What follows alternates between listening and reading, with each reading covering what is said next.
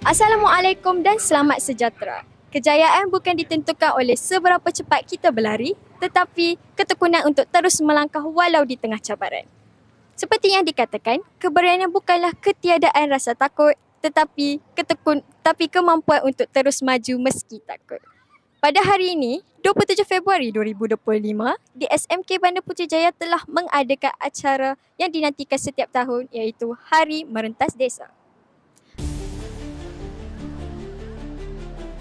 Setiap rumah sukan seperti Rumah Temenggung, Laksmana, Panglima, Syahbandar dan Rumah Bendahara akan bertanding antara satu sama lain.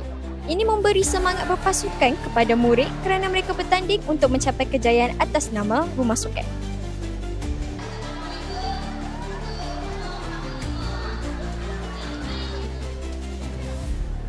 Murid akan dibahagikan kepada kategori yang berbeza mengikut umur dan jantina. Ini membantu memastikan bahawa murid berpeluang untuk bersaing dalam kumpulan yang sesuai dengan mengambil kira faktor usia dan kemampuan fizikal. Mereka akan berbaris di garisan permulaan siap dengan pakaian sukan dan nombor peserta. Setelah pelepasan, murid mula berlari atau berjalan melalui laluan yang telah disediakan. Laluan ini melalui kawasan sekitar Bandar Putrajaya.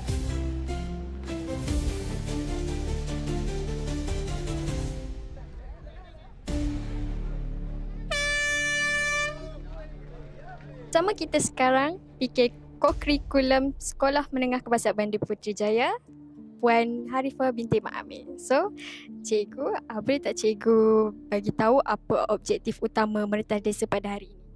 Okey, objektif utama Kejohanan Merentas Desa pada pagi ini adalah untuk melahirkan warga sekolah yang sihat, yang mempunyai kesihatan tubuh badan yang baik bagi melahirkan pelajar yang cergas dalam pelajaran. Okey, supaya mereka dapat belajar dengan lebih baik pada masa akan datang. Okey. Soalan kedua, apakah nasihat yang cikgu nak bagi dekat peserta Merentas Desa hari ini? Okey, nasihat cikgu bagi pelajar, jika nak bersukan, bersukanlah dengan baik. Okey, dengan semangat kesukanan yang tinggi. Jika bersukan, jika belajar dengan sungguh-sungguh. Jika bersukan, sukan sungguh-sungguh. Semoga pelajar dapat sesuatu yang berguna apabila dia bersukan. Terima kasih. Terima kasih cikgu.